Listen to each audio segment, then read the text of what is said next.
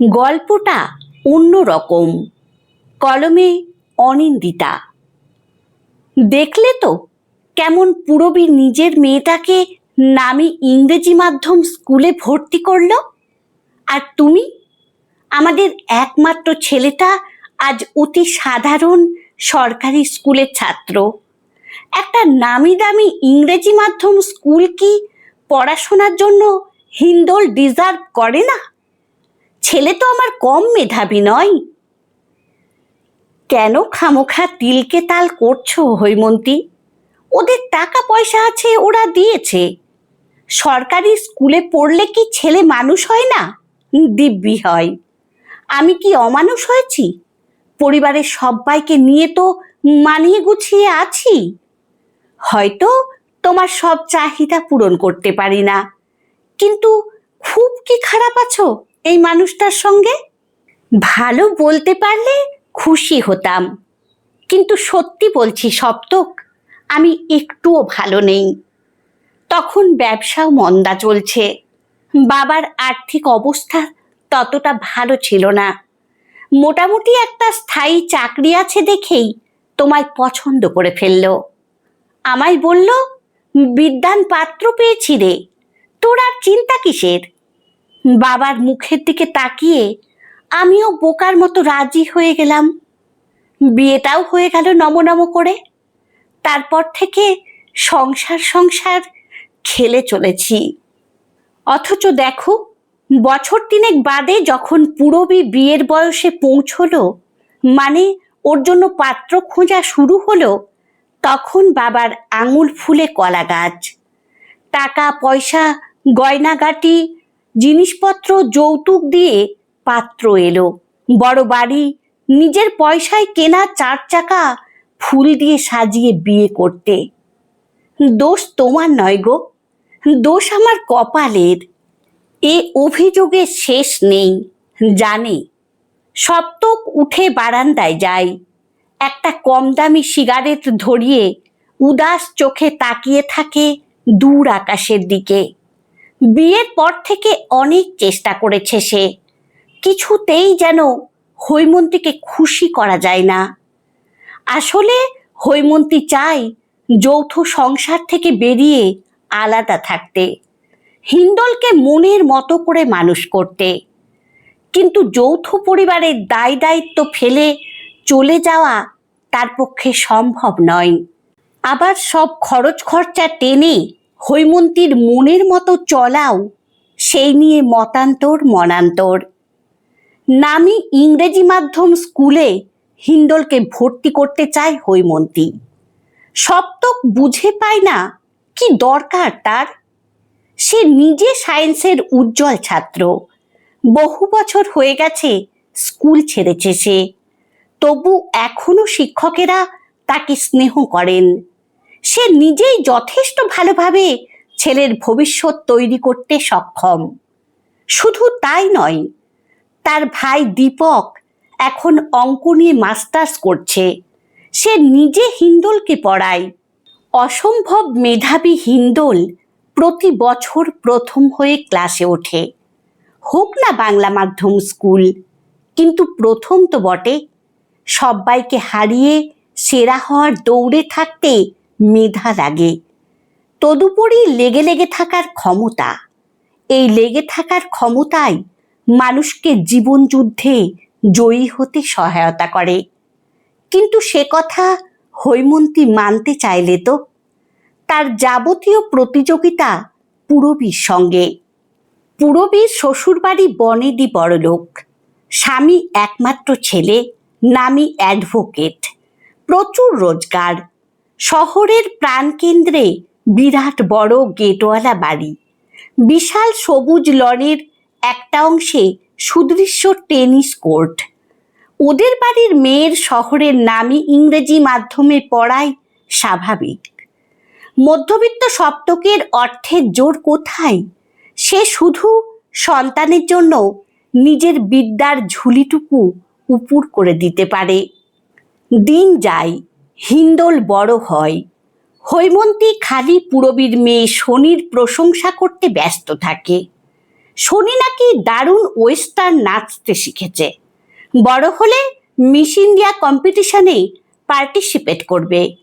পড়াশোনার পাশাপাশি বিভিন্ন অ্যাক্টিভিটিজে পার্টিসিপেট করে ছোটবেলা থেকেই কেমন সুন্দর সব প্রাইজ জিতছে। উজ্জ্বল এক ভবিষ্যৎ অপেক্ষা করছে শনির জন্য। কিন্তু হিন্দোলের বাবা, সে কি করলো তার জন্য? মায়ের আক্ষেপ মন দিয়ে শোনে হিন্দোল, কিন্তু মুখে কিছু বলে না। অলক্ষ্যে একটা জেদ তার শিকড় ভেদ করে চালিয়ে যেতে থাকে। মাধ্যমিকে শহর ও জেলা মিলিয়ে হিন্দোল তৃতীয় হয়। বাড়িতে মিডিয়া আসে, কাগজে হিন্দোলের ছবি বেরোয়, টিভিতে হাসি মুখে বাইট দিতে দেখা যায়। হৈমন্তী খুশি হয়, কিন্তু ছেলের ভবিষ্যৎ নিয়ে কিছুতেই নিশ্চিন্ত হতে পারে না। ভবিষ্যৎ গড়তে গেলে কেবল ভালো ফলাফল নয়, অনেক টাকার দরকার। ততদিনে দীপকও ভালো একটা কলেজে চাকরি পেয়ে গেছে। বিয়ে করবে না করে শেষমেশ মায়ের কথায় রাজি হয়েছে। বছর খানেকের মধ্যেই বাড়িতে সানাই বাজার কথা। বৌদির শুকনো মুখ দেখে সে বলল, এত চিন্তা করছো কেন? আমি আছি তো। হিন্দোলের উচ্চশিক্ষা নিয়ে চিন্তা করতে হবে না। বললেই তো আর নিশ্চিন্ত হওয়া যায় না। ওসব প্রতিশ্রুতি অনেকেই দেয়, কিন্তু রাখে কজন? হিন্দোলের কোনো হেলদোল নেই। সে দিব্যি রুটি আর ডিম ভুজিয়া খেয়ে পড়তে বসে গেছে। অনেক রাত অবধি পড়তে হবে এবার থেকে, লাগতে হবে আদা জল খেয়ে। ভালো করেই জানে সে, মাধ্যমিক আর উচ্চ মাধ্যমিকে সায়েন্সের মধ্যে পুকুর আর সমুদ্র সমান ব্যবধান। দেখতে দেখতে উচ্চ মাধ্যমিকেও দারুণ রেজাল্ট করলো হিন্দোল। সেরা 2.5 লাখ ছাত্রের একজন হয়ে সে জেই মেন্স কোয়ালিফাই করলো। এবার জেই অ্যাডভান্সের পালা। সেটাও এক চান্সে কোয়ালিফাই করে ইন্ডিয়ার টপ আইআইটি কলেজে চান্স পেল সে। আনন্দে উচ্ছ্বসিত হওয়ার বদলে ভেঙে পড়ল হৈমন্তী। এ যে সাধারণ কোনো কলেজের খরচা নয়, একসঙ্গে অনেকগুলো টাকার ব্যাপার। এতগুলো টাকা সপ্তক পাবে কোথায়? কে দেবে তাকে? তবে কি তার ছেলেটার, তার হিন্দোলের স্বপ্ন পূরণ হবে না? সপ্তক ভারী রাগ করবে জেনেও সে বলে বসল, একবার পূরবীকে বলে দেখবো টাকার কথা। ওদের তো অনেক আছে, চাকরি করে না হয় শোধ দিয়ে দেবে। আমার বোন বলে বলছি না, তুমি তো দেখেছ পূরবী কতটা উদার মনের। আপত্তি জানিয়ে সপ্তক বলে উঠল, কি দরকার হৈমন্তী?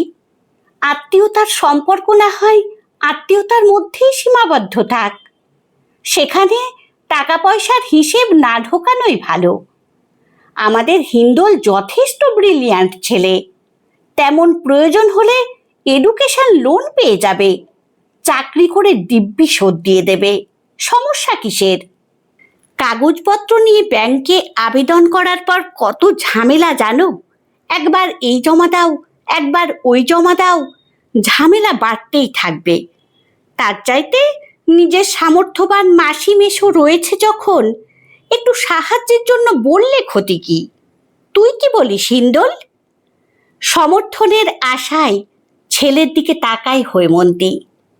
দেখেছিস তো ওরা তোকে কতখানি ভালোবাসে, একেবারে নিজের ছেলের মতো। প্রতি বছর পুজোয় কত দামি দামি জামা প্যান্ট। কি দরকার মা?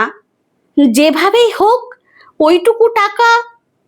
সপ্তকের ইশারায় চুপ করে গেলেও গোজ মুখে সেখান থেকে উঠে যায় হিন্দোল।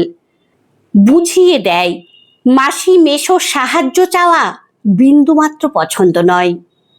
ছেলেকে বোঝাতে পেছন পেছন এগিয়ে যায় সপ্তকও। যার জন্য করি চুরি সেই বলে চোর। এই বাপ ছেলে রকম সকম বোঝা দেয়। পূরবীর সঙ্গে কথা বলবে বলে বিরক্ত মুখে ফোনটা হাতে তুলে নেয় হৈমন্তী। রাগ করলি নাকি? ছেলের কাঁধে হাত রাখে সপ্তক। আরে আমি যে তখন তোকে চুপ করতে বললাম, তার পেছনে বিশেষ এক কারণ আছে। কি কারণ বাবা? আমি জানি মা ফোন করে কেবল অপমানিত হবে। তুমিও তখন আমার সঙ্গে আপত্তি করতে পারতে, তাহলে হয়তো মা ফোনটা আর করতো না। খুব ভালো করেই জানি আমি, পূরবী মাসি আমার পড়ার জন্য একটা টাকাও দেবে না। সাধারণ স্কুলে পড়ে এমন ব্রিলিয়ান্ট রেজাল্ট করেছি বলে ওরা মনে মনে আমায় হিংসা করে। আচরণে বেশ বুঝতে পারি, মা বুঝতে পারে না কেন কে জানে। চোখে ঠুলি পড়ে থাকলে কি আর দুনিয়া দেখা যায়? কিভাবে বুঝলি? ওরা তোকে সপ্তক জিজ্ঞেস করে। সন্তানের মনের খবর তো মা বাবাকেই রাখতে হয়। সেদিন ছোট্টু মামার ছেলের মুখে ভাত অনুষ্ঠানে আমাদের ঢুকতে দেখে পূর্ণিমা পিসির সামনে ব্যঙ্গ করে বলল, যাই বলো, ওয়েস্ট বেঙ্গল বোর্ড এখন অনেক সোজা হয়ে গেছে। ছোট ছোট প্রশ্নোত্তর, নম্বরের ছড়াছড়ি, গন্ডায় গন্ডায় ছেলেপুলে পজিশন পাচ্ছে। প্রথম 10টা পজিশনে দাবিদার 85 জন। ভাবতে পারো? আইসিএসি বোর্ড কি টাফ ভাবতে পারবে না। শনি তো পড়ছে দেখি, অর্ধেক কিছু আমিই বুঝতে পারি না। গন্ডা গন্ডা নম্বর পেলেই যদি ভালো স্টুডেন্ট হতো তাহলে আর দেখতে হতো না। 2 লাইন ইংরেজি ঠিকমতো বলতে পারে না, ঠিকঠাক বানান করতে পারে কিনা সন্দেহ, তারা আবার ব্রিলিয়ান্ট। আপত্তি করলে ঝামেলা আরো বাড়ত। দেখলি তো বলতে গিয়ে কি কি শুনতে হলো। তোর মা হলো আপনি বুঝলি রাম। তাছাড়া হৈমন্তীরও তো বোঝা দরকার পূরবী ওকে কতখানি ভালোবাসে, বোনপোর জন্য কতখানি ভাবে, কতটা কেয়ার করে। নিজের আর পরের মধ্যে বিভেদটুকু বুঝুক একটু। এত বছর ধরে চেষ্টা করে করে হার মেনেছি, তুই একটু অপেক্ষা করেই দেখ না কি হয়। তোমার কি মনে হয় বাবা, এতে মার মধ্যে কোনো পরিবর্তন আসবে? হয়তো আসবে না, কিন্তু মানুষ চিনতে যদি একটু হলেও শেখে, এটাই আসার কথা। ফোনটা রেখে হৈমন্তীর মুখটা ছোট হয়ে গেল। সপ্তক হিন্দোল দুজনেই বারণ করেছিল, বাড়াবাড়ি করে ফোনটা না করলেই হতো। সে ভাবতে পারেনি পূরবী মাত্র ওই কটা টাকা দিতে আপত্তি করবে। কত টাকা ওদের! কয়েক বছর অন্তর বিদেশ ট্যুর, প্রতি বছর ধনতেরাসে নতুন নতুন গয়না, সবই তো দেখেছে হৈমন্তী। যদিও খুব ভদ্রভাবেই বলল কথাগুলো, তবুও একমাত্র মাসি হিসেবে সে কি পারত না হিন্দোলের ভবিষ্যৎ গড়ে দিতে খানিক সাহায্য করতে? এমন সময় দেখল সপ্তক ঘরে ঢুকছে, পেছনে হিন্দোল। দ্রুত পায়ে রান্নাঘরের দিকে চলে গেল হৈমন্তী। কিভাবে বলবে সপ্তককে ভাবার জন্য একটু সময় তো দরকার। যদি উপহাস করে মানতে পারবে না সে। খানিক বাদে ফলের থালাটা নিয়ে ধরিয়ে দিল ছেলের হাতে।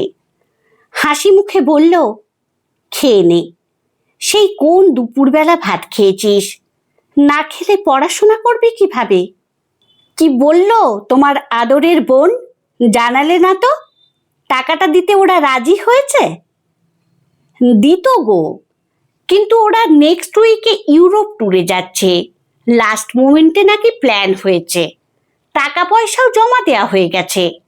অনেকগুলো টাকার ব্যাপার, নইলে ঠিক দিত দেখতে। পূরবী কি বলল জানো? বলল, আমার শনি আর তোর হিন্দোল কি আলাদা? নেহাত এই মুহূর্তে হাতে একদম টাকা পয়সা নেই। ইউরোপ আমেরিকা যেতে ভিসা লাগে, টাকা পয়সা ডলারে কনভার্ট করতে হয়, যথেষ্ট প্রস্তুতি লাগে। এ তোমার দীঘা, দার্জিলিং বা নিজের পক্ষে সিকিম ঘুরতে যাওয়া নয় যে উঠল বাই আর চলো যাই।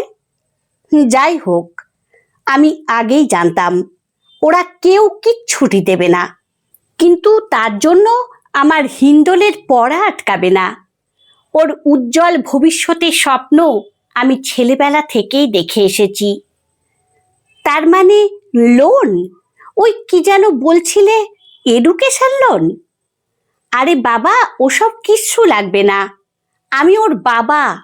হিন্দোলের এডুকেশনের যাবতীয় দায়িত্ব আমার। ছোটবেলা থেকেই একটা নির্দিষ্ট ফান্ডে হিন্দোলের নামে অর্থ জমিয়েছি। দিন 15-র মধ্যেই ম্যাচিওর হবে, টাকাটা হাতে এসে যাবে। ওটা দিয়ে পুরো পড়ার খরচা উঠে গিয়েও কিছু থাকবে। অবশ্য দীপকও কিছু খরচা দিতে চেয়েছিল, আমি বললাম লাগবে না। ছেলেটা আমাদের দুজনের, হৈম। জানবে তার ভবিষ্যৎ চিন্তা তোমার থেকে আমার কিছু কম নেই। পড়াশোনা শেষ করে বিদেশি কোম্পানির দেওয়া মোটা প্যাকেজের অফার ছেড়ে যখন চেনা শহরেই থাকবে বলে মনস্থ করেছিল হিন্দল, তখন আরেকবার শুনেছিল মায়ের আক্ষেপ। পুরবী মাসি নাকি বলেছে, বিদেশের অত টাকার প্যাকেজ ছেড়ে কেউ এই দেশে থাকে? কি আছে এই দেশে? আসলে তোর ছেলেটা নিজের বাপের মতোই হয়েছে, একগুঁয়ে, নীতিবাদী। আসলে কি জানিস, এরা প্রচণ্ড বোকা ছাড়া কিছু নয়।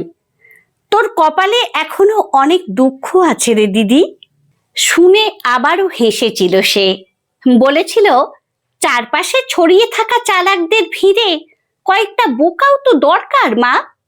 দেখো না, এই বোকা ছেলেটা কেমন চাকরি বাকরি করেও তোমাদের দেখভাল করছে। সব সময় যাতে তোমাদের পাশে থাকতে পারি, তাই তো চেয়েছিলাম ছোটবেলা থেকে। যে যাই বলুক, নিজের সিদ্ধান্তে আমি খুব খুশি। কিন্তু তুই বিদেশে গেলেই আমি বেশি খুশি হতাম, বলে উঠেছিল হৈমন্তী। শনির আগে তুই বিদেশে থাকতিস, সময় সুযোগ বুঝে তোর বাবা আমি ঘুরে আসতাম।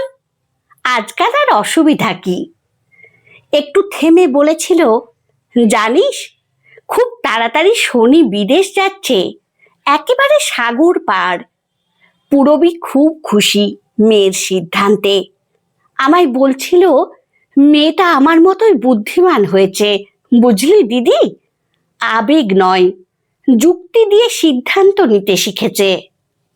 যতদূর জানি, মিস ইন্ডিয়া কন্টেস্ট তো ভারতবর্ষের বুকেই অনুষ্ঠিত হয় মা। তবে কি শনি কোনো বিজ্ঞাপনী ছবির শুটিংয়ের জন্য? কোন পুরনো কথা ধরে বসে আছিস? ওসব তো ছোটবেলার খেয়াল। সুনয়নরা বনেদি বড় লোক, ওরা কখনো মেয়েকে ওসব করতে দেয়? আসছে ফাল্গুনে শনির বিয়ে রে, পাত্র সুরঞ্জিত ভট্টাচার্য, পাল্টাপাল্টি ঘর, এনআরআই, গ্রিন কার্ড হোল্ডার। তোর মাসি তো খুব খুশি, বলছিল এতদিনে শনি তার একটা হিল্লে হলো। ছেলে নাকি ডলারে কামায়, ডলারের তুলনায় টাকা নাকি কিছুই নয়। শনি ওখানে খুব মজায় থাকবে, চাইলে চাকরি বাকরিও করতে পারে। মনে মনে হাসল হিন্দোল। শনির দ্বারা যে কিছু হবে না অনেক আগেই সে বুঝতে পেরেছিল। সারা দিন রূপচর্চা আর নামি স্কুল কলেজে পড়ার অহংকার ছাড়া শনি কি? কিচ্ছু না। এত নাচ নাচ করত, তাও মাঝপথে ছেড়ে দিল। এতদিন চুপ করে থাকলেও আজ আর পারল না হিন্দোল। মুচকি হেসে বলে উঠল, শেষে কিনা তোমার আদরের শনি নিজের যোগ্যতায় কেরিয়ার গড়তে না পেরে বরের ভরসায় বিদেশ পাড়ি দিচ্ছে। ইস মা, তোমার এতদিনের সাধনা। আমার এতদিনের সাধনা মানে? হাসি হাসি মুখটা নিমেষে গম্ভীর হয়ে যায়। এক দৃষ্টে ছেলের দিকে তাকিয়ে মনোভাব বোঝার চেষ্টা করতে থাকে হৈমন্তী। এরপর থেকে হিন্দোলও আর শনির বিষয়ে বিশেষ কিছু বলেনি, আর হৈমন্তীও নিজের ছেলেকে ঘাঁটায়নি। যতই হোক বড় হয়েছে ছেলে, মোটা টাকা রোজগার করছে, সংসারে অভাব অনটন কিছু নেই। নিজের সিদ্ধান্ত সে নিজেই নিতে পারে। শনির বিয়েতে দেবে বলে কয়েকদিন আগেই হৈমন্তী নামি জুয়েলারি শপ থেকে নিজের পছন্দ মতো হীরের মঙ্গলসূত্র কিনে এনেছে। টাকা অবশ্য হিন্দোলই দিয়েছে।